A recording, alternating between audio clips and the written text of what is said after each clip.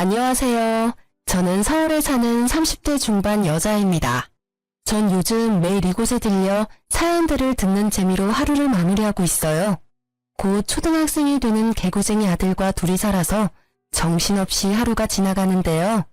사연을 들으며 웃고 우는 순간이 요즘 제 하루에서 유일한 힐링의 시간이 되고 있어 항상 고마운 마음이랍니다. 그래서 용기를 내어 저의 이야기도 한번 해보려고 이렇게 사연을 보냈어요. 저도 정말 만만치 않은 시무와 남편을 겪고 학을 떼고 이혼을 했거든요. 제 기막힌 사연도 한번 들어봐 주세요. 그럼 시작해 볼게요. 저와 남편은 같은 회사에서 만났죠. 저보다 나이도 6살이나 많은 대리였는데 은근히 저에게 대쉬하기 시작해서 좀 불편하긴 했어요. 남편 성격이 꽤나 남자답고 잘 베푸는 스타일이라 주변에 따르는 후배들도 많고 회사 안에서도 좀 분위기 메이커더라고요. 저와는 완전 상반되는 성격이라 점점 끌리기 시작했는지 어느새 남편의 리드로 사귀는 사이가 되었죠. 우리 슬슬 결혼하는 게 어때? 둘러봐도 나만한 남자 없잖아. 우리 어머니한테 인사드리러 가자. 내가 말했지? 난 어릴 때부터 어머니랑 둘이서 살아서 무조건 우리 어머니가 며느리 될 사람 먼저 보고 싶다고 하시네. 프로포즈도 제대로 안 하고 무슨 어머니를 뵈러 가자는 거야. 난 아직 결혼할 마음 없어. 요즘 30에 결혼하는 건 너무 이르잖아. 야, 모르는 소리 하지 마. 네 나이에 괜찮은 여자는 다 벌써 결혼하고 없어. 무슨 골드미스 같은 소리 따위 너도 믿고 있는 거야? 말이 골드미스지. 말 맞다나 못생기고 나이 먹어서 남자들이 쳐다보지도 않은 한심한 여자들이야. 잔말 말고 오빠 믿고 따라와. 나중에 늙어서 혼자 돼서 후회하지 말고. 그때 당시에 저딴 소리를 했을 때 명치를 팍 때려버렸어야 되는데 말이죠. 어찌나 말로 사람을 잘 휘어잡는지 저 때는 그렇게 생각할 수도 있겠다는 생각을 했던 것 같아요. 저는 그렇게 남편에게 휘말려서 시무를 만나러 갔어요. 주말에 시무와 남편이 사는 집에 처음 갔는데 좀 실망스러웠어요.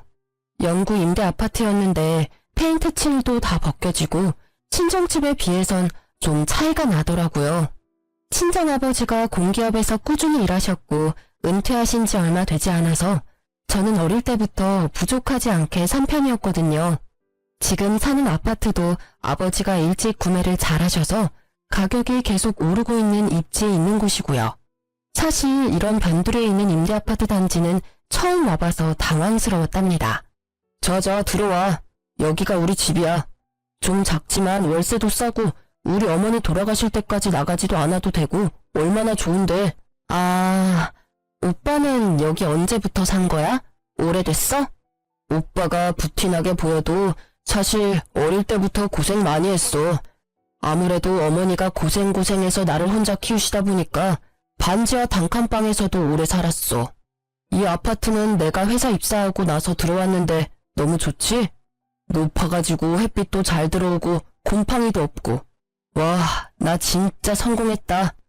누가 들으면 한강뷰 아파트에 이사 온 줄 알겠어요. 좀 어이가 없긴 했지만 다 살아온 환경이 다르니까 반지하에서 살다가 아파트로 오면 그런 생각이 들 수도 있겠다 싶었죠.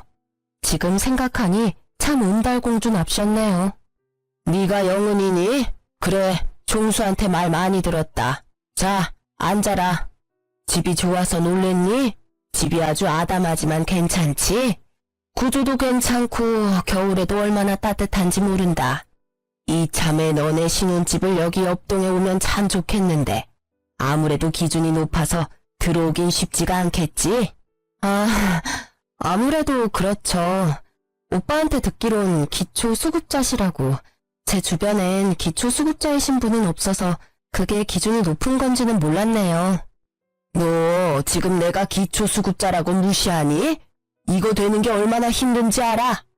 얘가 세상 돌아가는 걸 모르네. 뭐 너네는 얼마나 잘 사는데? 뭐 강남에 아파트라도 있어? 네, 저희 집 반포에 있는 아파트인데요. 뭐? 진짜야? 아니 그런 중요한 얘기를 지금 하는 거야? 알고 보니 우리 영은이 1등 신부감이었네? 역시 내가 사람 보는 눈이 정확하다니까. 거기가 어딘데? 강남이야? 월세 사는 건 아니고 생긴 건 그렇게 부티나게는 안 생겼는데 오히려 우리 아들이 부잣집 아들 같지. 어찌됐든 이렇게 인사까지 왔으니 결혼해라. 상견례도 얼른 잡고. 남편한테 대충 친정에 대한 얘기는 했지만 강남 산다는 얘기는 안 했었는데요. 시무가 열받게 말을 하니까 얼떨결에 바보처럼 제 입으로 말을 해버렸죠. 그 얘기를 듣고 남편 눈빛이 번뜩이면서 얼굴에 화색이 돌더라고요. 그러고는 더욱 강하게 결혼을 밀어붙였고 결국 상견례까지 치르게 되었어요. 부모님은 너무 차이나는 집안이라서 걱정을 하셨는데요. 남편이 친정으로 몇 번을 찾아와서 아버지랑 술을 먹으면서 어찌나 청사진을 그려대고 자신만만하게 말을 잘했는지 아버지도 결국 허락해 주시더라고요. 어릴 때부터 고생하면서 자랐으니 생활력은 강하겠지. 남자다운 것도 마음에 들고 네가 좋다니까 결혼은 허락해 주마. 그쪽 집안에서 뭐 얼마나 보태줄 수 있겠니. 일단 박서방한테는 말하지 말고 내가 전세금 대줄 테니까 아파트 한번 찾아봐. 저를 위해서 평생 모으신 돈을 아낌없이 내주시는 부모님께 얼마나 감사하고도 죄송했는지 몰라요. 그렇게 회사 근처에 20평대 아파트 전세를 구해서 신혼집을 마련할 수 있었죠. 시모가 처음 신혼집에 왔던 날이 기억나는데요. 진짜 지네 집이 제일 좋다고 생각을 했던 건지 들어오자마자 놀라서 입을 떡 벌리더라고요. 세상에 우리 아들이 진짜 성공했네. 이렇게 넓고 좋은 집에서 살다니. 어머머, 이 냉장고에서 지금 정수기 나오는 거야? 장하다 장해. 엄마, 이제 우리도 어깨 쫙 펴고 살 날만 있는 거야. 이참에 엄마도 여기 와서 같이 사는 게 어때? 어차피 여기 방도 2개잖아. 어머, 그럴까? 아들 덕에 나도 한번 서울에 살아볼까? 오빠, 그런 걸 갑자기 그렇게 말하면 어떡해. 어머니도 그건 아니라고 생각하시죠? 전 당분간 신혼생활은 즐기고 싶어요. 대신 저희가 자주 찾아뵐게요. 그리고 어머니, 여기 전세예요. 우리가 산 집 아니라고요. 진짜 집을 살려면 열심히 돈 벌어야죠. 넌 어쩜 말을 그렇게 서운하게 하니? 누가 진짜 여기 산대? 해보는 말이지. 나도 네 눈칫밥 먹으면서 살 생각 없다. 애가 어쩜 저렇게 매정해? 남편이 저를 원망의 눈초리로 쳐다보는 걸 느꼈지만 저는 주방으로 들어가 버렸어요. 어찌나 자기 엄마를 끔찍하게 생각하는지 왜 결혼을 했나 싶더라고요. 시모의 집과 신혼집은 차로 40분 거리에 있었는데요. 결혼한 후로 매주 집에 오라고 전화를 엄청나게 해대는 거예요. 제가 안 받으면 남편한테 해서 기어코 주말에 집에 오게 만들더라고요. 회사에서 시달리다가 주말에야 좀 늦잠 좀 자고 쉬고 싶은데 3주 연속 시댁에 가니까 진짜 너무 화가 나더라고요. 더 싫은 건 시모가 차려주는 밥상이었어요. 차려주는 것도 아니었죠. 제가 차리는 거죠. 시모집 냉장고를 열어보면 아주 반찬통이 빼곡하게 채워져 있어요.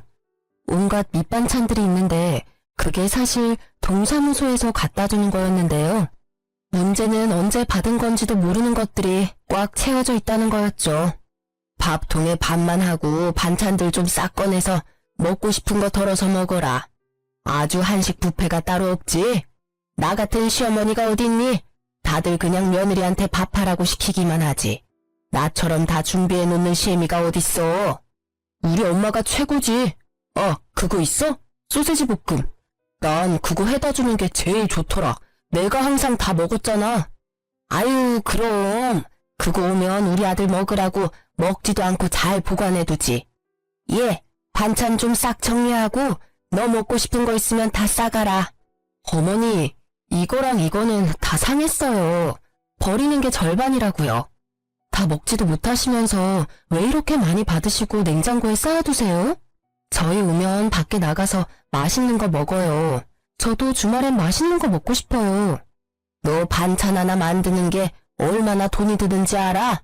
이렇게 받아먹는 게 얼마나 대단한 건데 얘가 그걸 모르네. 요즘 반찬 가게에서 다들 사 먹더만. 난 공짜로 다 이렇게 받아먹는데 얼마나 좋니? 너희들 생각해서 다 싸주려고 받아두는 거지. 잔말 말고 싹 싸가. 넌 싫어해도 우리 아들은 잘 먹으니까. 그래, 다 가져가자. 내가 다 먹을 거야. 그럼 되잖아.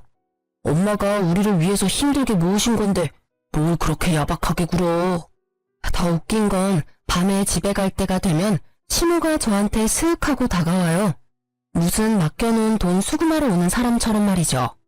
예, 너는 내가 그렇게 말을 해도 먼저 챙겨주는 법이 없니?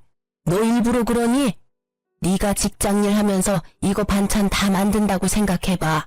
거기다 요즘 물가가 얼마나 올랐니?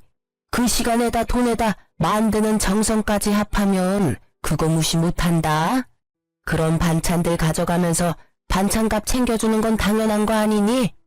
매번 남편은 몰래 저한테 몰래 다가와서 반찬값이란 명목으로 돈을 삥 뜯더라고요. 아니 그런데 반찬값으로 도대체 얼마를 줘야 맞겠어요? 그리고 10만 원 준다고 쳐도 막상 현금이 없을 수도 있잖아요. 어머니, 제가 지금 현금이 없어요. 전 그렇게 두리뭉술하게 말씀하시면 진짜 모르겠는데 도대체 얼마를 원하세요? 그걸 어떻게 내 입으로 말하니? 네가 내 정성을 생각해서 알아서 보내는 거지. 아유, 얘는 왜 이렇게 정 떨어지는 소리를 하나 몰라. 이 실랑이를 무려 5년 넘게 했다면 믿어지시나요? 신혼 때부터 시작된 이 반찬 전쟁은 제가 이혼할 때까지 계속되었어요. 시댁에서 반찬들을 가져오면 다음날에 돈을 계좌로 입금해줘야 했죠. 하루라도 미루면 바로 전화 오거든요. 처음엔 10만 원도 줬다가 20만 원도 줬다가 거기다 남편이 매달 용돈 50만 원씩 꼬박꼬박 줬거든요. 그것도 반은 제가 보탰어요. 거기다 저한테만 따로 비밀처럼 반찬값을 받아간 거죠. 신혼 때는 매주 갔었으니까 한 달이면 40만 원이었네요. 차라리 그 돈으로 내가 먹고 싶은 반찬을 사다 먹었으면 억울하지라도 않지. 캐캐 묵은 반찬 쓰레기 수거해오면서 돈은 돈대로 나가니 환장할 노릇이죠. 더 웃긴 건 뭔지 아시나요? 지 엄마 앞에선 반찬 맛있다, 엄마 덕분에 반찬 걱정 없다고 이러던 인간이 막상 집에 가져다 놓으면 안 먹어요. 제가 먹고 싶어서 새로 계란찜이라도 하잖아요? 그럼 새로운 반찬 지가 홀랑 다 먹어요. 저야 당연히 먹기 싫어서 안 먹고 아이가 생긴 뒤로는 아이한테도 절대 안 줬고요. 자식한테 내가 갓 해준 음식 먹이고 싶지 누가 일주일 전에 만든 계란말이 먹이나요? 저는 이 반찬 전쟁이 너무 지겨워서 지금도 반찬 가게 앞에 지나가기도 싫다니까요. 어릴 때부터 가난하게 살았으면 왠지 더 아껴 쓰면서 살 것 같잖아요. 전 남편과 시무를 보면서 그게 전혀 아니란 걸 알게 됐죠. 가난하게 사는 건 아예 경제 개념이 없어서 그런 거더라고요. 남편이 연애 시절부터 데이트 비용도 다 내고 선물도 잘 사줬거든요. 회사에서도 동료들한테 커피도 잘 사다 주고 주전부리도 잘 사다 준다고 인기 많았거든요. 쥐뿔도 없으면서 도대체 어디서 돈이 나서 그렇게 했었던 걸까요? 네, 맞아요. 다 빚이었던 거죠. 결혼을 하고 몇 년이 지났을 때 남편 앞으로 신용 대출이 5천이 있다는 걸 알게 되었어요. 그것도 숨기려고 발악을 하다가 결국 저한테 걸려서 대판 싸우게 되었죠. 어떻게 이런 큰일을 숨길 수가 있어? 결혼 전에 빚 있다는 걸 다 말했어야지. 도대체 이게 이자가 얼마야? 오빠 진짜 미쳤어? 야, 빚도 다 자산이야. 그거 몰라? 그리고 막말로 이 돈에서 절반이 너 먹이고 입힌 돈이다. 너한테 들어간 돈인데 이제 부부가 됐으니까 같이 갚아야지. 뭐라고? 이게 지금 말이야 방구야? 이거 사기 결혼이야. 심각한 걸 전혀 모르겠어? 어차피 내 이름으로 받은 내 대출이고 내가 다달이 갚고 있는데 네가 뭔 권리로 막말을 해? 아 냅둬. 내가 다 갚고 이거 배로 돈 벌어서 너 갖다 주면 될 거 아니야. 그러면 아무 말도 못 할 거면서. 참나, 여자가 남자 하는 일에 이래라 저래라야. 오빠 말 진짜 정 떨어지게 한다. 지금이 무슨 조선시대인 줄 알아? 나 이대로 못 넘어가니까 당장 이거 어떻게 상환할 건지 계획표 만들어서 가져와. 그리고 지금까지 오빠가 돈 관리 다 했잖아. 오빠가 투자 잘한다고 내 월급도 다 맡기라고 해서 맡겼는데 이게 지금 심각한 상황이 아니야? 지금까지 모은 돈 얼마나 있는지 그것도 이참에 다 까봐. 안 그럼 나 우리 부모님한테도 다 말하고 이혼할 거니까. 제가 정색을 하고 말하니까 무서웠는지 지금까지 모은 돈이 든 계좌 확인서를 떼서 보여주더라고요. 그나마 모은 돈이 있어서 안심이 되었어요. 대출이 있어서 5년 동안 모은 돈이 하나도 없으면 어떻게 할지 너무나도 걱정을 많이 했었거든요. 자, 봤지? 돈 관리는 걱정 말고 내 대출은 내가 총각 시절에 만든 거니까 넌 진짜 신경 쓸 거 없어. 내가 내 월급에서 떼서 잘 갚을 테니까 이제 화 좀 풀어봐. 이번엔 이렇게 넘어가지만 앞으로 지켜볼 거야. 우리 아들도 있는데 남부럽지 않게 키우려면 돈 모아야지. 집도 사야 되고. 아, 그럼. 오빠 못 믿어? 걱정 마. 내가 네 노후까지 다 책임질 테니까. 남편이 워낙 말빨로 사람을 홀리는 걸 잘하다 보니 그래도 남편이고 우리 아이의 아빠인데 한 번 더 믿어보자는 생각을 했던 것 같아요. 저는 미래를 생각하면 더욱 암담해서 허리띠를 더 졸라가며 마시고 싶은 커피도 못 마시고 살고 있었는데요. 남편은 예전과 다름없는 모습을 보여줬어요. 여전히 주변 사람들한테 잘 쏘고 언제 그렇게 쇼핑을 하는지 자기 옷이며 가방도 척척 사입었죠. 지금 생각해보면 그러면서도 지 아들 장난감 하나도 사들고 오지 않았었네요. 시모도 경제 개념을 말아먹은 건 매한 가지였는데요. 사실 남편놈이 시모가 하는 짓을 그대로 배운 거라고 봐야겠죠. 기초수급자라면서 얼마나 옷을 화려하게 입고 다니는지 매주 새로운 가방을 들고 다닐 정도였어요. 근데 그게 좋은 가방, 좋은 옷 그런 것도 아니에요. 맨날 시장에서 파는 큐빅 잔뜩 박힌 티셔츠 10,000원짜리, 20,000원짜리를 매일 사는 거예요. 싸다고 저거 사고 이거 사면 하루에 10만 원은 뚝딱인 거죠. 차라리 10만 원짜리 괜찮은 거 하나 사면 그렇게 한심해 보이진 않을 텐데 말이죠. 더 웃긴 건 머리도 이틀에 한 번은 단골 미용실 가서 드라이만 한대요. 저도 미용실 가는 돈이 아까워서 몇 달에 한 번 가는데 일주일에 3번은 드라이만 하고 2만 원씩 내고 온다는 말 듣고 진짜 헉 했습니다. 오랜만에 시댁에 가보면 망고 같은 과일도 막 널려 있어요. 어머니, 집에 망고가 많네요? 사신 거예요? 그럼 사지 누가 주니? 혼자 사는데 과일 그거 챙겨 먹어봤자 얼마나 된다고. 요즘 그 뭐시게냐? 샤인 머스크? 뭐 그런 포도가 그렇게 맛있다던데 그건 어디에 파니? 요즘 유행하는 거나 비싼 건 어찌나 그렇게 잘하는지 저도 못 먹어본 걸 시모는 잘도 먹고 다니더라고요. 같이 마트에 가면 아주 시급할 때가 많았는데요. 자기가 먹고 싶은 거면 가격은 보지도 않고 그냥 카트에 막 쓸어 담아요. 요즘 물가가 얼마나 비싼데 저는 아기 먹일 유기농 채소 하나 사려고 해도 손이 벌벌 떨리는데 말이에요. 시모랑 장 보면 돈은 당연히 제가 내잖아요. 한 번에 3, 40만 원씩 나오는데 진짜 너무 화가 나서 머리가 돌겠더라고요. 더욱 소름 끼치는 건 남편이랑 마트 가면 시모랑 행동이 똑같아요. 지가 먹고 싶은 거나 쓸데없는 걸 카트에 막 던져 담아요. 이거는 너무 비싸. 이걸 왜 사? 아, 먹고 싶으니까 사지. 먹는 거 가지고 서럽게 이러지 좀 마. 이런 거 먹고 살려고 기를 쓰고 돈 버는 거 아니야. 아니, 내가 내 돈 벌어서 과자 하나 못 사 먹냐? 굳이 안 사도 되는 거니까 그렇지. 무슨 과자 하나에 10,000원이냐고. 이러면 또 금방 30만 원 훌쩍이야. 이번 달 카드값 오바라고. 야, 내가 내 돈 벌어서 10,000원짜리 한 장 못 쓰고 사냐? 아, 그냥 사. 맨날 사는 것도 아니잖아. 아, 좀 궁상 좀 떨지 마. 정 떨어져. 매달 받는 정해진 월급이 있는데 도대체 왜 이렇게 돈을 펑펑 써대는지 점점 본능적으로 불안한 마음이 들기 시작했는데요. 거기다 더욱 저의 분노를 일으킨 결정적인 사건이 일어나게 되었어요. 저도 바보가 아닌지라 남편의 대출 사건 이후에는 제 월급은 제가 관리하고 남편에게 한 푼도 보내지 않았거든요.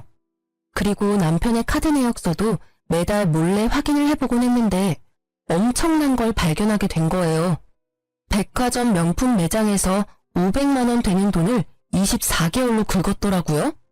지 월급보다 많은 돈으로 도대체 뭘 산 건지 이건 무조건 여자라는 생각이 스치더군요. 남편이 들어오자마자 잡기 시작했죠. 당신 도대체 500만 원짜리를 뭘 산 거야? 명품백이라도 샀어? 왜 꿀먹은 벙어리야? 진짜 가방 산 거야? 당신 여자 생겼어? 바람 피는 거냐고. 아니야. 나를 뭘로 보고? 내 인생에 여자는 오로지 2명이야. 너랑 우리 엄마. 바로 그게 중요한 거야. 엄마 생신이라 큰 마음 먹고 하나 사드렸어. 뭐라고? 그럼 어머니가 요즘 들고 다니던 그 가방이 진짜 명품이었단 말이야? 세상에, 당연히 시장통에서 가짜라도 산 줄 알고 신경도 안 썼는데 나한테 한마디 상의도 없이 어떻게 500이나 하는 가방을 살 수가 있어? 막말로 난 100만 원 하는 가방도 하나 안 사줬으면서. 넌 앞으로 살 날이 창창하고 우리 엄마는 살 날도 얼마 안 남으셨잖아. 그동안 효도해야지. 엄마 개모임의 친구들이 다 명품백 들고 온대. 자식들이 사줬다고 자랑자랑을 해서 엄마가 서럽다고 내 앞에서 우시는데 어떡해 그럼.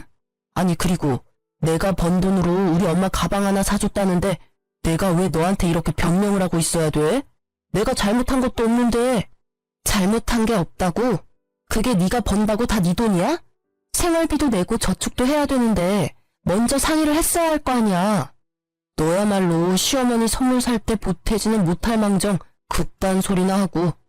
네가 이렇게 나올 줄 알았으니까 내가 너한테 말을 안 한 거야.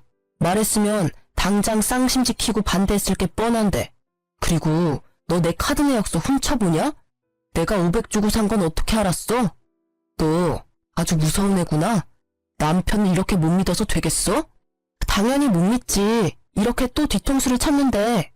앞으로 당신 통장 다 내가 관리할 거야. 당장 공인인증서 비밀번호 내놔. 생활비도 여지껏 다 내가 번 돈으로 냈더라. 나한테 통장 다 넘기던지 이혼하던지 선택해. 이번엔 절대 구렁이 담 넘어가듯이 못 넘어갈 줄 알아. 절대 안 돼.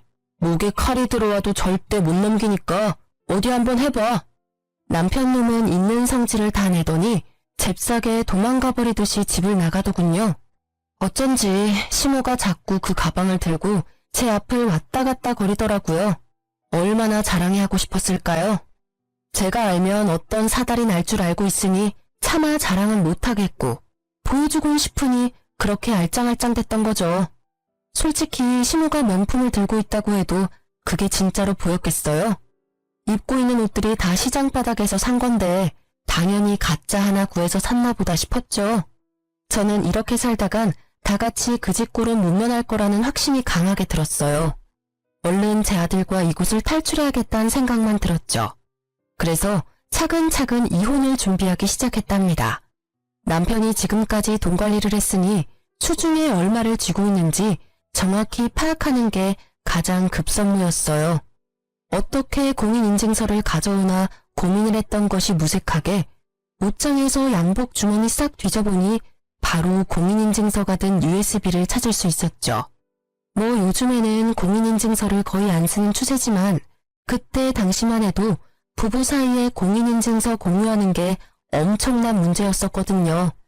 요즘은 부부끼리 통장도 다 공유하고 공인인증서도 같이 쓴대. 우리도 같이 관리하면 어때? 나도 내 월급 오빠 다 주는데 어디에 투자하고 있는지는 매달 보여줘야지. 아 시끄러워. 오빠 못 믿어? 잘 되고 있는 투자는 누구한테 보여주는 거 아니야. 바로 부정 타는 거야. 나처럼 듬직한 남편이 알아서 착착 불려준다는데 지금 나 의심해? 넌 이상한 친구들 말 믿는 게 문제야. 저는 남편이 죽어도 안 알려주려고 하고 물어만 봐도 짜증내고 피해서 공유할 생각도 못했었는데 제 자신이 얼마나 바보 같았는지 몰라요.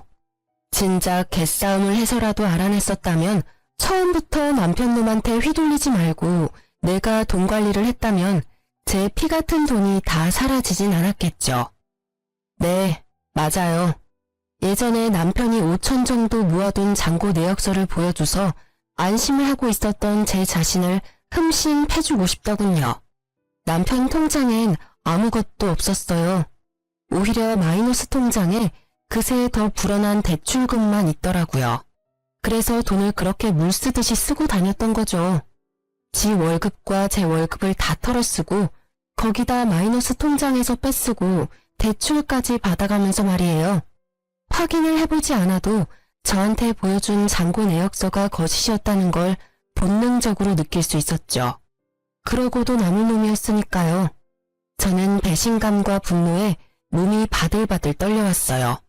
참 타이밍도 기가 막히지. 마침 시무가 전화가 오더라고요. 너는 어쩜 며느리라는 게 안부 전화도 없니? 거기다 이번 주에 내 생일인데 주말에 온다느니 뭐 말이 있어야 될 거 아니야. 생일 챙겨달라고 전화하신 거예요. 어머님 아들이 큰 거 사줬잖아요. 500씩이나 되는 명품백을 받았는데 또 뭐가 필요하신데요? 너 말이 삐딱하다. 비밀로 하자더니 네 남편이 벌써 얘기했어.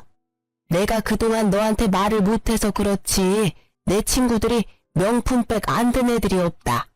내가 늙어가는 마당에 얼마나 주눅이 들고 서러웠는지 말도 못한다. 우리 아들이 큰맘 먹고 지 월급으로 사줬는데 뭘 그렇게 승질을 내고 그러니? 어머니, 막말로 강남에 사는 우리 친정엄마도 10만 원도 안 되는 가방 들고 다니세요. 어머니가 왜 500만 원짜리 가방이 필요하신데요? 가는 데가 동네 시장밖에 더 있어요. 사람들이 그거 진짜로 보지도 않아요.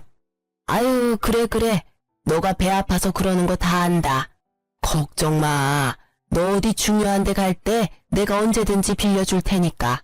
그럼 됐지? 그나저나 내 친구들은 생일 때 며느리가 해외여행 패키지를 보내주더라. 부부면야 해외여행 둘이 가면 얼마나 재미지겠니? 난 뭐 혼자니까 그런 거 가라고 해도 안 간다. 내가 서러워하는 걸 아니까. 아니, 그런데 이번에 내 친구들이 내 생일 맞아서 같이 제주도를 가자네. 저한테 그 얘기를 왜 하시는 건데요? 그럼 친구들이랑 가시면 되겠네요. 내가 명품백까지 들킨 마당에 이런 얘기해서 좀 그렇긴 한데 내가 친구들한테 비행기 값을 다 내준다고 했거든. 내가 비행기표 끊는 거 하지도 못하고. 그래서 그런데 네가 좀 끊어줄래? 5명인데 요즘 제주도 그렇게 안 비싸잖아. 아, 제주도 여행이요? 그거 참 좋은 생각이네요. 지금 날씨도 좋으니까 오랜만에 여행 가면 진짜 좋겠네요. 그렇지? 그래, 요즘 해외보다 제주도가 더 좋지. 힘들게 뭐하러 멀리 가, 그치? 그럼 좀 부탁한다. 저는 그 길로 바로 회사에 연차를 신청했어요. 바로 제주도행 비행기표까지 일사천리로 끊었죠. 시무 생일 바로 전날에 저는 친정엄마와 함께 공항으로 향했답니다. 핸드폰 딱 끄고 4일 동안 엄마와 너무나도 행복한 시간을 보냈어요. 떠올려보니 친정엄마와 둘이 여행한 건 처음이더라고요. 바다를 보며 아이처럼 좋아하는 엄마와 물장난도 하고 맛있는 음식도 잔뜩 사 먹으며 제대로 힐링을 했네요. 그리고 여행 마지막 날에 엄마에게 그동안 있었던 일을 힘겹게 말씀드렸어요. 이제라도 알았으니 됐다. 그동안 혼자 얼마나 마음고생을 했어. 배은망덕한 놈 같으니라고.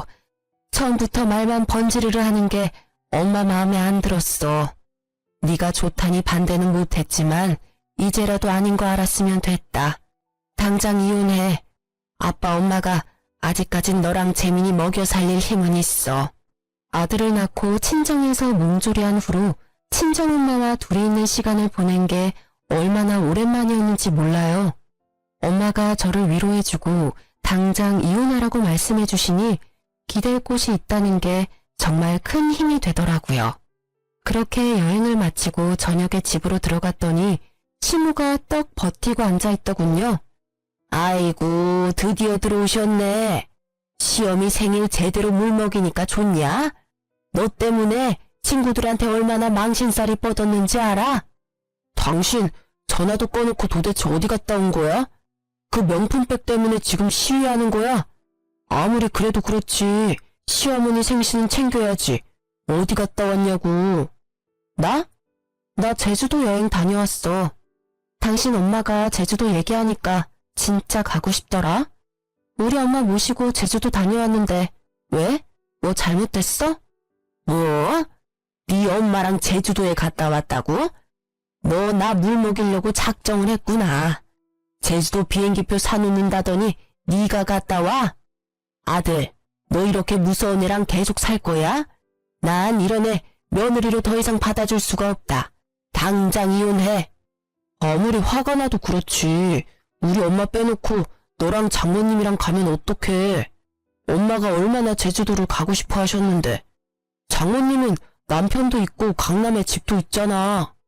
네 엄마? 이혼? 그래요. 안 그래도 당장 이혼할 거니까 이젠 아줌마라고 불러도 되겠네. 아줌마, 제주도 가고 싶으면 아줌마 아들한테 말하면 되지. 왜 나한테 표를 사놓으라고 난리예요? 그것도 아줌마 친구들 것까지. 아, 빈대 붙는 것도 정도껏 해야지 진짜. 뭐? 아줌마? 빈대? 야, 너 우리 엄마한테 무슨 말버릇이야. 잘못했다고 싹싹 빌어도 모자랄 판에. 너도 네 돈으로 네 엄마 명품백 사준 게 뭔 잘못이냐면서. 내가 내 돈으로 우리 엄마랑 여행 좀 간 게 그게 그렇게 잘못이니? 넌 되고 왜 난 안 되는데. 이게 진짜 보자 하니까 우리 아들한테 대드는 거 보게. 갑자기 시모가 저한테 확 달려들더니 제 목덜미를 잡고 흔들려고 하더라고요. 어이가 없어서 시모를 팍 밀쳐버리니까 시모가 눈이 확 뒤집어지더니 제 머리채를 휘어잡는 게 아니겠어요. 제가 악소리를 내며 시모 얼굴을 손가락으로 마구 밀며 저항했는데 소나기 힘이 어찌나 센지 머리가죽 벗겨지는 줄 알았네요. 남편놈은 고소하다는 눈빛으로 이죽거리고 있는데 진짜 주먹으로 입을 마구 쳐버리고 싶더라고요. 그때였어요. 엄마와 여행 내내 아들을 맡겼던 친정아버지가 어머니와 아이와 같이 집으로 들어오셨어요. 그 손 당장 놓지 못해. 이 할망구가 노망이 났나. 친정아버지가 천둥처럼 크게 소리를 지르시며 시모를 세게 밀쳐버렸어요. 시모가 바닥으로 내동댕이 쳐졌죠. 친정엄마는 못 볼 꼴을 보일까 얼른 아이를 데리고 방으로 들어가 주셨어요. 우리 딸 등에 빨대 꼽고 산 벌레 같은 인간들이 이젠 내 귀한 딸한테 손찌검까지 해? 너희들은 내가 절대 그냥 안 넘어가. 이 변호사한테 폭행죄까지 같이 물으라고 할 거야. 내 재산 다 걸어서라도 무조건 감옥에 쳐넣을 거니까 각오해. 아니, 장인어른, 말씀이 너무 심하십니다. 처음부터 보지도 않으시고 무슨 폭행죄며 감옥이며 말씀 참 심하게 하시네요. 얘가 먼저 우리 어머니를 밀쳤다고요. 그래, 경찰이 누구 말을 믿을진 증거를 보면 알겠지. 저 화병 잘 봐봐. 반짝거리는 거 안 보여? 내가 꽤 오래전부터 카메라를 설치해놨거든. 그래서 꽤 중요한 증거들을 많이 잡았어. 네가 사채업자들한테 시간 좀 달라고 굽신거리면서 통장에 돈 한 푼 없다고 술술 잘 말하던데? 제 말을 듣더니 허풍 심하고 자신만만하던 남편놈의 표정은 온데간데 없고 얼굴이 하얗게 질려서 입을 떡 벌리고 서 있더라고요. 내가 언제까지 등신처럼 너한테 빨대 꼽혀서 살아줄 줄 알았니? 넌 결혼 생활 내내 내 돈 다 털어먹고 통장 잔고도 조작해서 보여줬지? 너 그게 얼마나 무서운 짓을 한 건지 알아? 그거 사문서 위조야. 내 이름으로 사채까지 쓰려고 했던 것도 내가 다 알아버렸는데 어쩌지? 내일 네 회사로 이혼 소장 플러스 알파로 계속 밀어닥칠 테니까 각오해도. 아, 오늘 니네 엄마가 한 건 더 했네. 폭행죄. 아니 여보, 무슨 농담을 그렇게 무시무시하게 해. 문서 위조라니. 난 우리 가정의 평화를 위해서 돈 없는 거 알면 당신 놀랄까봐 당신을 위해서 그런 거야. 내가 잘못했어 여보. 우리 아들을 봐서라도 딱 한 번만 봐줘, 응? 역시 사기꾼답게 상황이 어떻게 돌아가는지 잘 아네? 그래 맞아. 너한테 절대적으로 불리해. 그렇게 설렁설렁 용서해달라고 하면 내가 응 하고 받아줄 것 같아? 좁아터진 임대아파트에서 살던 거 구제해주니까 진짜 네가 잘난 것 같아? 니네 엄마랑 당장 이 집에서 꺼져. 당장. 참나, 말이 심하네.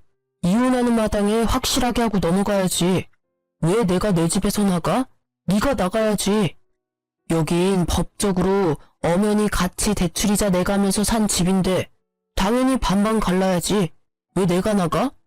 네가 이혼하자고 했으니까 네가 나가. 저는 집 얘기에 금세 휙 태도가 바뀌는 남편 놈을 보니 기가 차서 웃음밖에 안 나오더라고요. 저런 놈을 믿고 여지껏 결혼 생활을 한 제 자신이 바보 같아서 헛웃음이 새어나왔죠. 그 나이 먹도록 경제관념이 그렇게 없는 것도 참 신기하다. 너 등기부등본 같은 건 떼본 적이나 있니? 내가 알려줬으니까 한번 떼봐. 여기 전세계약자 이름이 누구로 돼 있는지, 그리고 돈 펑펑 쓰느라고 신경도 안 썼겠지만 너 여기 전세이자 한 번이라도 낸 적 있어? 뭐? 이자는 네가 내던 거 아니었어? 저런 개념 없는 놈 허풍 떠는 것만 보고 금쪽 같은 우리 딸을 내줬다니. 내가 사람 잘못 봐도 한참 잘못 봤지. 그동안 대출이자는 당연히 안 냈겠지. 내가 전세금 다 대줬으니까. 남편이란 작자는 친정아버지의 말이 이해가 안 가는 듯이 한동안 움직이지도 않고 머리를 굴리고 있더군요. 한마디로 이 집엔 네가 10원 한 장 기여한 게 없다는 말이야. 그러니까 넌 그냥 지금 니네 엄마랑 나가면 돼. 당장 나가. 그때 시모가 친정아버지 앞에 무릎을 꿇고는 머리를 조아리는 게 아니겠어요. 사돈, 우리 애가 아버지 없이 커서 잘 배우질 못해서 그렇지 나쁜 애는 절대 아닙니다. 누구보다 지 마누라랑 새끼를 끔찍하게 여기고요. 앞으로 제가 절대 용돈도 안 받고 1,000원 한 장 우리 며느리한테 달라고 말 안 하겠습니다. 제발 이혼만은 말려주세요. 왜요? 이혼하면 이 집 처분하고 몇 억은 굴러 떨어질 거라고 생각했나 봐요. 그러게 분수에 맞게 살았으면 남들 사는 반이라도 살았죠. 다시 아들이랑 그 잘난 10평짜리 임대아파트로 돌아가서 행복하게 사세요. 되바라진 저는 이만 빠져줄 테니까. 친정아버지가 엎드린 시모를 질질 끌어 복도 밖까지 밀어버렸어요. 남편 놈은 혼이 나갔는지 제가 밀어대니까 스스로 밖으로 걸어나가더라고요. 저는 남편과 시모를 내쫓고 일사천리로 일을 진행했죠. 사실 집주인이 친정아버지의 친구분이셔서 금세 새로운 세입자를 구하고 전세금도 다 돌려받고 그 집을 처분했고요. 남편과 이혼 소송도 시작했죠. 사채까지 끌어다 쓴 전 남편은 변호사 구할 돈도 없어 보이더라고요. 당연히 제가 승소했고 친권과 양육권도 가져올 수 있었어요. 게다가 남편 놈이 저의 돈을 모두 탕진한 것을 인정받아서 그 금액만큼 위자료까지 인정받았답니다. 그러면 뭐하나요? 땡전 한 푼 없는 알거지인걸요. 매달 50만 원으로 책정된 양육비도 제대로 줄까 말까 했답니다. 전 그깟 돈보다는 다시는 시모와 전 남편 얼굴을 보지 않고 살 수 있다는 그 자체로 그간의 아픔을 보상받을 수 있을 것 같았어요. 오히려 매달 그 돈 받으려고 그 인간한테 연락하는 것보단 그 인간 상종 안 하고 제가 그 돈 벌고 말죠. 그렇게 몇 개월이 지나고 저는 아들과 둘이 살 조그마한 아파트를 장만하고 하루하루 바쁘게 일하면서 잘 살고 있었어요. 남편 놈과 시모가 제 인생에서 사라지니 돈이 얼마나 잘 모이는지, 그동안 그 인간들이 얼마나 돈을 물쓰듯 써댔는지 실감이 나더라고요. 양육비며 위자료며 한 푼 받은 것도 없지만 목소리도 듣기 싫어서 생각하지도 않으려고 했었죠. 그러던 어느 날 유치원 선생님이 전화가 오셨더라고요. 재민이 어머님, 오늘 재민이 아버지란 분이 재민이 데리고 가신다고 오셔서 확인해 보려고 전화드렸어요. 네? 선생님, 제가 지금 갈 테니까 절대 재민이 보내시면 안 돼요? 저는 1시간 일찍 퇴근해서 불이 나게 유치원으로 달려갔어요. 유치원 문 앞에서 초라한 흰색의 전 남편이 문틈 사이로 안을 보고 있더라고요. 지금 뭐 하는 거야? 당장 안 떨어져? 여긴 왜 온 거야? 애 양육비도 안 보낸 주제에 무슨 염치로? 여보, 제발 한 번만 나 좀 살려줘. 나 지금 너무 힘들어. 우리가 부부로 산 인연이 있는데 당신밖에 날 구해줄 사람이 없어. 사채업자들이 회사까지 찾아와서 잘린 지는 오래고 집까지 와서 맨날 죽치고 있잖아. 어머니도 중풍으로 쓰러지셨어. 난 그놈들한테 쫓기느라 집에도 못 들어가고 불쌍한 우리 어머니 거동도 못 하시는데 제발 당신이 좀 가서 봐주면 안 될까? 개 풀 뜯어먹는 소리 하고 있네. 그렇게 반찬 갖다주는 복지과 직원들이 많은데 왜 나한테 부탁을 해? 네 엄마나 네가 동사무소 가서 간병이니 뭐니 벌써 신청 다 했겠지. 안 봐도 비디오다. 언제는 그런 거 신청 안 하는 게 바보라며? 어디서 불쌍한 척은? 그딴 말도 안 되는 소리 하러 또 애 유치원 앞에 나타나기만 해봐. 한 번만 더 오면 접근 금지 신청할 거야. 여보, 제발 한 번만 재민이랑 우리 어머니 만나러 와줘. 재민이 눈에 밟혀서 어머니가 맨날 눈물바람이셔. 난 당신이 보고 싶어서 밤마다 울어. 우리 다시 합치면 안 될까? 이 화상아, 말 좀 알아들어라. 그런 거짓말 침도 안 바르고 할 거면 양육비나 한번 보내고 하던가. 당장 꺼져. 다신 찾아오지 마. 법적으로 한다고 하니 무서웠던 건지 사채업자들한테 쫓기느라 정신없는 건지 그 후로 전 남편을 보는 일은 없었답니다. 앞으로도 제발 다신 보지 않았으면 좋겠어요. 그 인간과 함께했던 약 10여 년의 시간이 저에게는 인생의 암흑기였고 다신 떠올리고 싶지 않거든요. 그 인간과 이혼하지 않았더라면 저도 사채업자들한테 매일 시달리고 우리 부모님까지 시달렸을 생각을 하니 이혼이 진짜 신의 한 수였다는 생각이 들어요. 놓아야 할 순간에 그게 낭떠러지처럼 보일지라도 과감하게 놓을 줄 아는 것도 인생을 살아갈 때 참 중요한 것 같아요. 지옥불 앞에서 무사히 살아나왔으니 저는 당분간은 아이와 재밌게 살아가고 싶어요. 혼자만의 시간을 가진 것도 참 오랜만이라 매일이 소중하게 느껴지는 요즘입니다. 만약 지금 놓아야 할 순간인 걸 알면서도 무서워서 정 때문에 망설이고 계신다면 저처럼 과감하게 행동해보라고 말씀드리고 싶어요. 그럼 기적처럼 새로운 문이 열리더라고요. 이렇게 제 이야기를 해보았는데 어떠셨나 모르겠어요. 오늘도 사연 듣는 모든 분들이 행복하길 바라보면서 글을 마칠게요. 들어주셔서 정말 감사합니다.